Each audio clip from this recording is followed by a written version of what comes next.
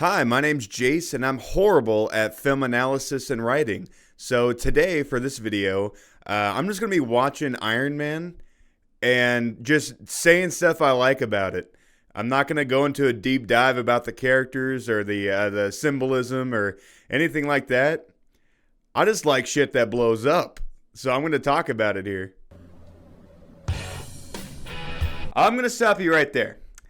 This is already fantastic. And I love it. I love it. I'm sorry. I'm sorry if that makes me shallow. I told you at the very beginning of this that this is not going to be a deep dive. I don't know how to write papers. I just know what I like. And what I like is starting the movie with some motherfucking AC/DC. Is it true you went 12 for 12 with last year's Maximum Cover models?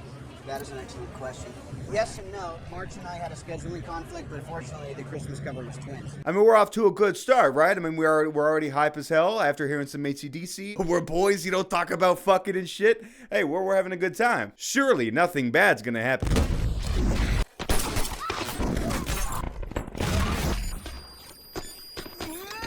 Okay, people die. Okay, people die. This is what we in the business call not cash money. But it is very important for Tony and his arc, not the reactor, just yet, but his character arc. But hey, we don't care about character arcs, right? We're just talking about cool shit that's in this movie. And so far, we've seen some pretty cool shit, but unfortunately, our MC has been kidnapped. Let's see what happens next.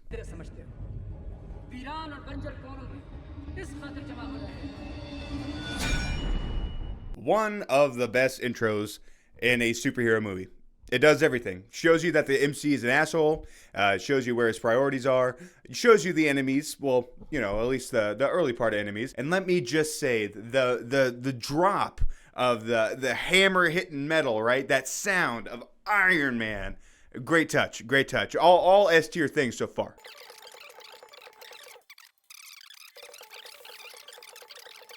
Now, I've already said that Tony Stark is a baller, right? I've said that. If I haven't said that with the actual words itself, just letting you know, I mean it now. Tony Stark's a baller, right? To top it off, we get 2 full minutes of glaze. Two full minutes of everyone just saying, damn, this guy's awesome, right? My guy's wicked smart. And I like this part of the movie, right? I mean, it's not too complicated, right? Some might say it's lazy. Some people might say it's lazy, and that makes sense, right? I mean, it's literally just a slideshow backstory of our MC, right? But like, who cares, right? By the way, there's also this guy who's definitely not a bad guy, right? I mean, his name? Oh, his name's Obadiah Stane. What do you mean that's the bad guy? Yeah, I remember even when I was real young, Jeff Bridges he was a pretty good, I really liked him, right? Whenever I was younger, I watched this movie, and I've seen Jeff Bridges in a couple other things. I like Jeff Bridges, but I remember even thinking like, Obadiah Stane. That guy might be a bad guy. We might need to keep an eye on him. You do not get a name like Obadiah Stane without being up to some diabolical shit. And then we see this guy. I don't know who he is. He doesn't make it into the movies past this, but I guess this guy's here. I'm not really sure who he plays in this movie, but we never see him again. So. Feeling as well as the camera? Be prepared to lose a few with you. Another great scene. Okay, look, I know I might be glazing this movie a little bit. So after we get all up in Tony's backstory, we cut to him, shooting the shit, gambling. He's a billionaire. He can gamble $100 million, probably wouldn't even make a dent. And once he's done, he has this very good conversation with a reporter where he pretty much just says, hey, fuck it, I'm making bands, bro. I don't give a shit. And I like it because he's supposed to be a dickhead. That's the whole point of Tony Stark in this movie. He's an asshole. He is the Lord of War, right? He makes these weapons to kill other people. He's the merchant of death, like he called her. And he even says that's not bad because he likes it. He thinks it's cool. And it's very, very refreshing to see how unapologetic a character like this is because he's supposed to be an asshole. That's his whole arc throughout the movie is that he's learning that these weapons that I make that explode, sometimes those explosions kill people. oh my gosh. Also, this conversation with Christine Everhart, I believe her name is, ends with them going from Vegas to Malibu, California, and having sex in their home. The guy's Riz game must be crazy. This is a girl who went out to purposefully try to expose him. And he just said, Yeah, that's crazy. Riz. Also, I just want to say that his house looks like a Black Ops 2 map. So that's pretty cool. After all these years, Tony still has you pick up the dry cleaning. I do anything and everything that Mr. Stark requires, including occasionally taking out the trash. Will that be all? I just wanted to throw this part in there because I thought it was really funny because for the longest time, I didn't realize this was an insult. I just thought Pepper was just saying, hey, yeah, I mean, occasionally I do have to take out the trash, but I had no idea that she was calling her trash. Pepper was calling her trash. Love to see it. Love to see it. And she is trash. She is trash. You can't just throw away her morals because the guy's got good riz. Unless it's me, of course. I am going to dock a single cool point from this movie because the music in the scene is absolutely abysmal. Like, I don't know what genre you would call this, but it's absolutely terrible. I'm going to do a quick fast forward between the scenes with Pepper and Rhodey. They're fine scenes, but the next scene is absolutely one of my favorites, and I can't wait to get into it.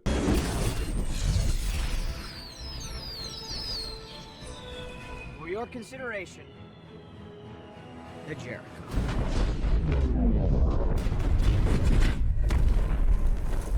Yes! Yes! Yes! Yes! Yes! I love this scene. It's so cool, bro. It's so cool. Doesn't make sense. No. There are dozens of weapons testing facilities all over the United States. They do not have to be in Afghanistan for this. Do I care? Fuck no! This is the coolest explosion I think I've ever seen in movies. When I tell you I have goosebumps on every square inch of my body watching this scene again. By the way, I've seen this movie dozens of times, and I mean that literally. Whenever I was younger, we only had DVDs, right? I remember I had Incredibles, Iron Man 2, and Kung Fu Panda. Those are my three go-tos, and we didn't have internet. We only had these DVDs. I must have watched the first Iron Man movie literally a couple dozen times. Like, I'm not even exaggerating when I tell you that every single time I watch this scene, it's pure ecstasy. Look, I know the word aura is getting thrown around literally everywhere nowadays, but like, this is what I think of aura. Look at this man. Look at this man. He knows that he can time the force of this explosion with him raising his arms as to say, ta-da world, here's my fat fucking cock. Anyways, I like this scene a lot. Pretty cool. So after this 10 out of 10 scene, I am going to skip forward a little bit more. After this, we're back where we were at the beginning. We're no longer in a flashback. Tony Stark is officially captured. He meets Jensen, and they start planning their escape. This one.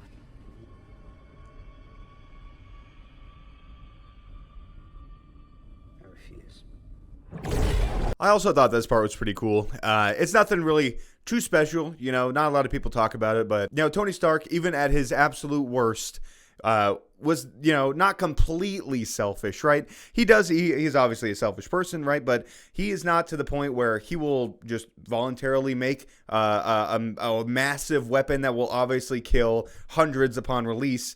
He just won't do it. I'm sure in a different timeline, he's like, yeah, sure, I'll make the Jericho missile. And maybe, hey, as long as you guys keep me alive and keep me well fed, I'll make as many as you need. And then, that'd be a good, like, what if, Marvel, what if? I don't think they're doing it anymore. I think it just ended. But, like, that'd be pretty cool. What if Tony Stark actually made the Jericho missile and, and he ends up rising through the ranks of the 10 rings, and maybe he even sees, like, Shang-Chi at some point. But you know what I'm saying? It's just pretty cool how he's just like, hey, you know what?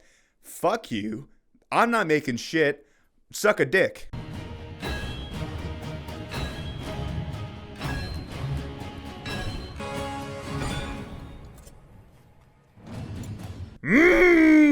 That shit's so tough, bro. That shit's so tough. God, it's stuff like this why I love this movie. No, we made quite a big jump there. We missed the arc reactor getting built. We missed it going into his chest. A bunch of backstory stuff with Jensen and bonding and all that. All great stuff. All great stuff. I just can't go over every single point in this movie. But man, the making and the reveal of the Mark I armor's mask is... it's so good. It's raw, brother. It's raw. That was pretty cool, but honestly, it would mean nothing if the next scene wasn't just as cool.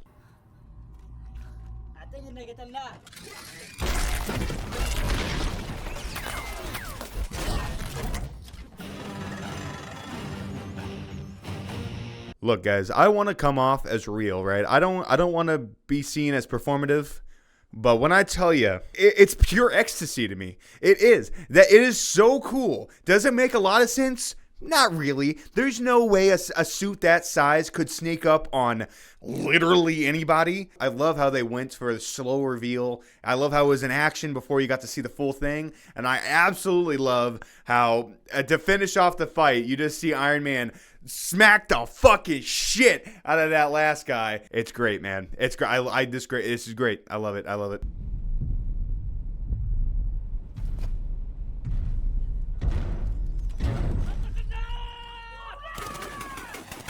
My turn.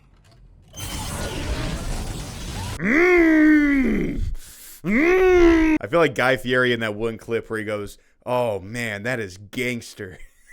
It's just cool, man. Look, I don't have to describe this. I don't have to explain myself. This is a cool scene.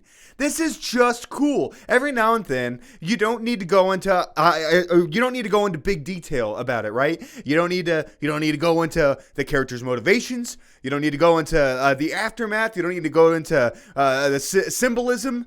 You just gotta recognize that something is just cool. Because it's badass. I could say some things, right? Why didn't Tony do that to begin with? All those bullets being shot at him. Maybe one found an eye hole. Boom, he's dead, right? You know, maybe another guy had like a flamethrower and started flaming him. He doesn't have flame protection. He's screwed. But I don't want to point out those things because that's not what it's about. This scene runs on the rule of cool. It is so cool, you just don't need to think about it. And then to top it off, he flies away. He has enough rocket power in his boots to launch himself thousands of yards away. It's awesome. And then he crash lands in the sand and gets rescued. I'm going to fast forward a little bit more because this is where it gets a little slow, right? We got to the end of Act 1 and we're going to Act 2. It's get a little slow here. One thing I do want to complain about. A little itty bitty complaint. It's not about this movie. It's about the MCU. The fact that we only ever see Jensen in a very small cameo in Iron Man 3 is a crime, you know? I feel like Jensen is probably one of the most important characters in the MCU. When you really think about it, Iron Man would be dead if it wasn't for Jensen. Not only did Jensen save Tony Stark's life, but he also gave him very good parting words of wisdom. He said, "Don't waste your life." And he also said, "So you're a man who has everything but nothing," because he doesn't have a family. Tony Stark's never been a family man. I wish at some point Tony would have referenced Jensen at some point in the MCU. Maybe just confiding in Pepper Potts, saying like, "Hey, you know, ever since I got this second chance of life after Jensen sacrificed himself or whatever, I have been trying my hardest to make the most of it." I wish there was maybe just one or two little lines like that. But that's just a personal thing. Nothing, not a dig at this movie. But I wish they would have done a little bit more with that. Once he crash lands in the sand, he gets rescued by Rhodes. He goes back into civilization. He goes back to his company where he makes a press conference saying, "Hey, we're not going to make weapons anymore. Fuck that. I saw what they can do firsthand. I don't want that to happen anywhere else." And this guy, this super good guy, he's a great guy. Hey, he's played by Jeff Bridges. His name's Obadiah Stane. I said that earlier, but his name's Obadiah Stane. That's a good guy, by the way. He's a good guy. Obviously, he just has Tony's best interests in mind. Definitely not any nefarious actions are going to be taking place. So he disapproves, right? So we are talking about billions of dollars and hundreds, if not thousands of jobs. They're just gone. So I can kind of understand that.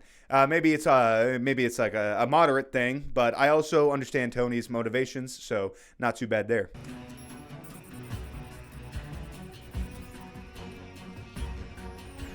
No, I do just want to cut in real quick. This technology that we see throughout all of the Iron Man movies and in the Avengers and all that, it's also cool. I feel like this is a good time to mention that this movie is actually pretty funny. I think they mostly hit, right? I can't really think of a single joke in this whole movie that's just like a flat dud. Almost all of them get at least a little out of me. You know those little jokes that don't get a full chuckle. They just go. Jarvis, you there? At your service, sir. Gauge heads-up display. Check. Order all preferences from home interface. We'll do so.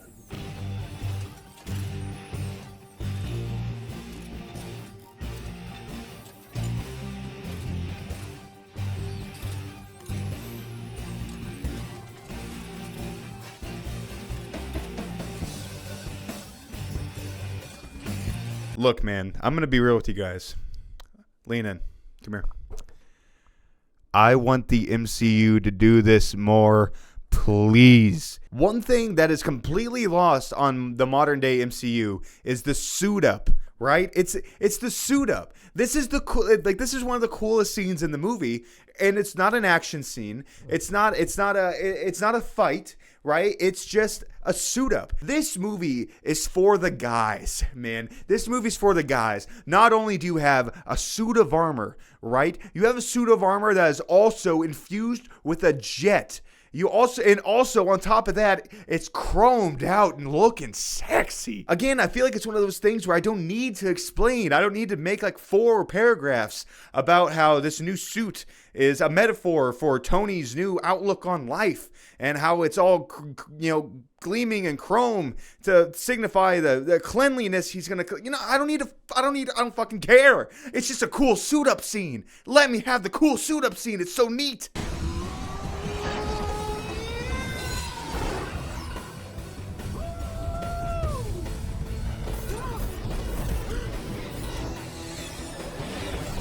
And immediately after one of the coolest suit-up scenes you see, obviously, we're going to talk about one of the coolest first flights ever in a movie. Now, you see first flights a lot, especially like Superman movies, any movie where pretty much a character can fly or figure out they can fly. It's one of my favorites. It's so cool, and it immediately shows you Tony's character by trying to push the limits of what his suit can do to the point where it very nearly kills him. Like, straight up. He goes straight up in the air. He tries to beat the altitude record, freezes up, and nearly dies, and then goes back to his house and crashes through his piano. This movie is just cool. It's just cool, man. It is a movie for the guys. I keep saying that, but it is. Whenever you have a suit of armor, every guy wants a suit of armor, and then you mix it with a jet.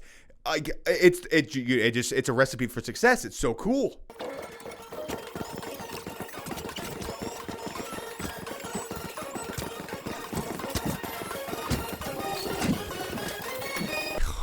Oh, this scene is so good. Maybe it's just one of those things that like tickles my reptile brain. It's just cool. It is just, I feel like I'm a broken record. I get it. It's just an awesome scene. And look, I get the modern MCU, right? Or not modern anymore, but back in 2018 when Infinity War came out and, Tony Stark just went and then just, instantly became like the strongest form of him that we've seen so far in the MCU. That's fine. I get it. He's got nanotech or whatever, but like, oh man, I wish they could go back to this. It looks good. The arms coming out of the floors look good. The metal looks good. It looks so intricate. It looks like it's so detailed. It looks like I could just peel apart that armor and just look at every single itty bitty screw that it goes into this armor. It looks like it. That is an insane amount of detail. And having it be hot rod red and gold, oh, it just looks so good, bro. Now, I do want to say I skipped over quite a bit, and I want to reiterate that it's not because it's bad. I'm just trying to react to some of the parts that I think are the coolest, the most important in terms of just raw badassery. And I think the next part just might make me go into overload.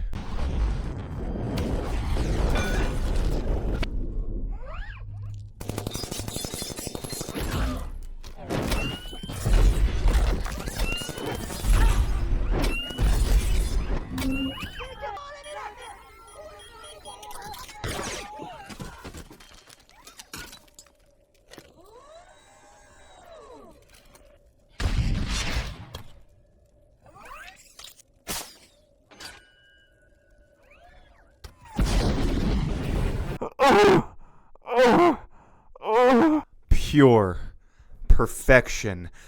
Perfection in motion. Every single thing I could ever want from an Iron Man action scene rolled up into one. The superhero landing. The nothing but straight fucking hands. No talking. No bargaining. No mercy. Straight fucking hands. And I just have to say, man, this, unfortunately, is the best looking Iron Man movie. It is, man. I don't get me wrong. Iron Man 2, Iron Man 3 look fantastic. Avenger movies look okay. But, man, that shot of him coming out of that hole after getting shot down by that tank, it looks fantastic. On top of that, the one shot to the tank, making an actual tank buster, and you're walking away. Cool guys don't look at explosions. Are you shitting? Dude, this movie is so fucking cool. I need to take a break and try to figure out some adjectives for cool. This specifically is one of those moments where you don't need to look farther. I've said this a couple times in the video already, but really, you don't need to look any farther than the surface because this is all you need. There's very minimal speaking lines from Tony himself. There's you're following a small family for a couple of seconds, and then everything else, raw action and testosterone. Now, I just did a huge jump here because it did slow down for a little bit. Did a lot more story stuff, which is fine. Don't get me wrong. Like I said, that's not a dig on the movie. You need some slow parts. It can't just be nothing but nuts to butts action. But the things I skipped were also great. You know, Tony having that spat with the U.S. Air Force was pretty cool. I like seeing that. And then we have that shocking reveal of Obadiah Stane being the real bad guy of the movie. Wow, what a shocker. And then we have some small like espionage kind of stuff with Pepper, and that was fine. Yeah, that's cool stuff, you know. And then there is some tension building with Jeff Bridges, you know, and Pepper being in that office, and she's stealing all the files.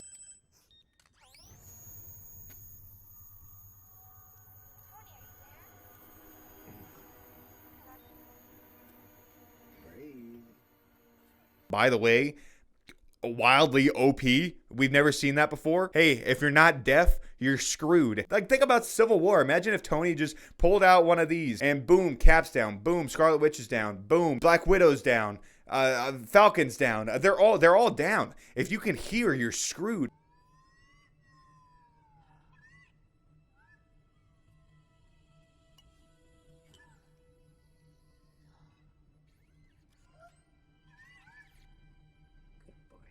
And we do have that one cute moment where Dummy, that robot that has the fire extinguisher, ends up giving Tony his old heart that he made with Jensen, and that was just kind of cute.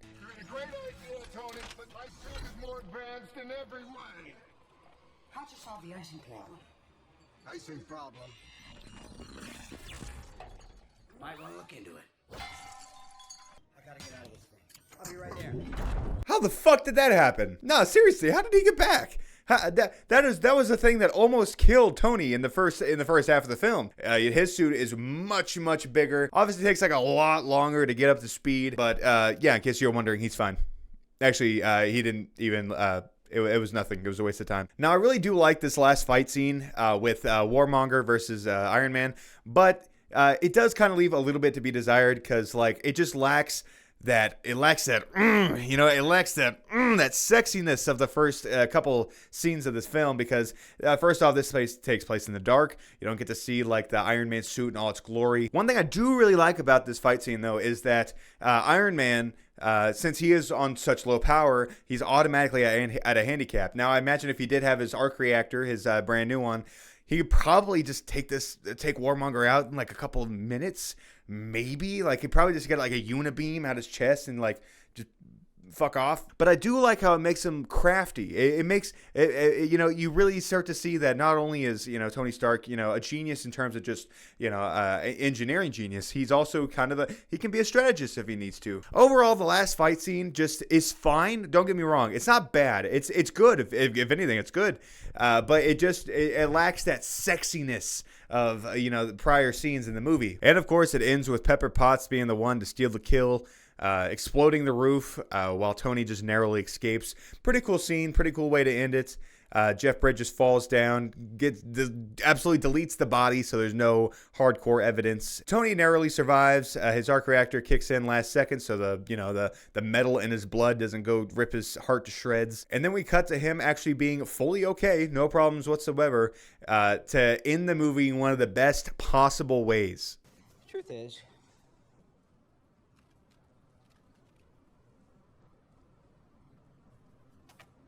I am Iron Man.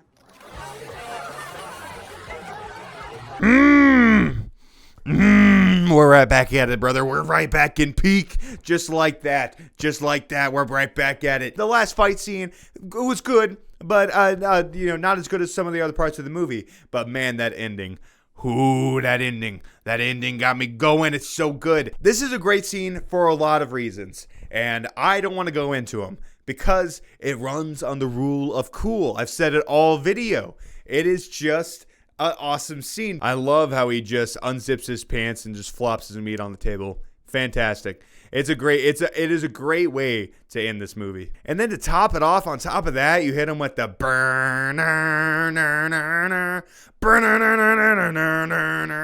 and then at the very end, the start of honestly one of the most annoying trends in the MCU, the post-credit scene that happens at the very, very, very end that I imagine people way back in 2008 had never even thought of, like an after-credit scene. So like 98% of the people who went to go see this movie didn't even know there was one. Introduces him to S.H.I.E.L.D. and the wider Marvel Universe. So it was just a great ending altogether. Jon Favreau, you did good, buddy. You did good. Don't get me wrong. I love Elf, but I think this might just be your best movie. It's always so funny seeing these like 45-minute dissections of like Tony Stark and his character, revisiting Iron Man 1 after all these years to really, analyze his character. When in reality, this movie isn't meant to be analyzed. It's meant to be cool. As a general movie, it's probably an 8.5 out of 10, but as a personal movie for me, it's 10s across the board, bro. I love this movie. One of my favorites, and I'd want to just walk through it with you guys. I was actually going to make like a full-fledged in-depth dive on this movie and why I like it, and I was in the process of writing a script and everything like that, but then I was just like, man, I can't write for shit. So I said, fuck it. I'm just not going to write a script. I'm just going to rewatch the movie with you guys. And then whatever comes to my head, I'm just going to talk about it on camera. And we'll see how it goes. I don't know if this is going to get any traction or not. But if it doesn't, hey, I got to watch one of my favorite movies again and got to make a video about it. If you like what you saw, go ahead and hit subscribe and like and all that stuff. I am still trying to get to 1,000 subs. And if you do sub to me, I will be forever grateful. But if you don't want to sub, don't worry about it at all. I will not hold it against you, but I will in the next life. Your next life is going to be hell. But if I never see you again, I hope you have a good life. I really do mean that. But if I do see you again and you decide to stick around, give me a kiss, and I'll see you later.